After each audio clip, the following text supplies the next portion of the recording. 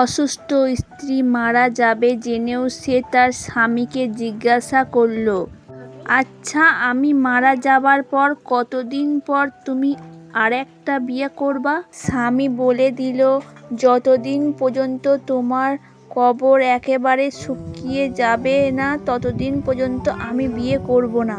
কয়েকদিন পর স্ত্রী মারা গেল।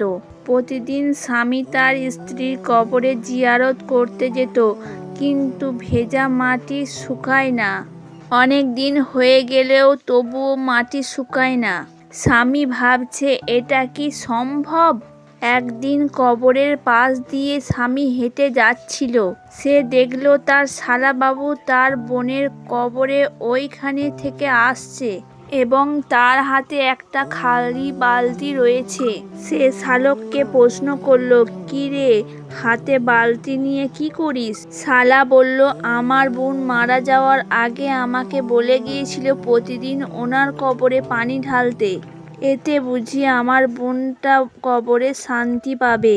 এর থেকে বোঝা যায় যে কোনো মেয়ে বা স্ত্রী কখনোই তার স্বামীর ভাগ কাউকে দিতে চায় না, এমনকি তার মৃত্যুর পরেও না। মেয়েরা সব জিনিসের ভাগ দিতে পারলেও নিজের স্বামীর ভাগ কাউকে দেয় না। ভিডিওটি ভালো লাগলে কমেন্টে জানাবেন। আর যারা নতুন দেখছো তারা প্লিজ সাবস্ক্রাইব করে দিও।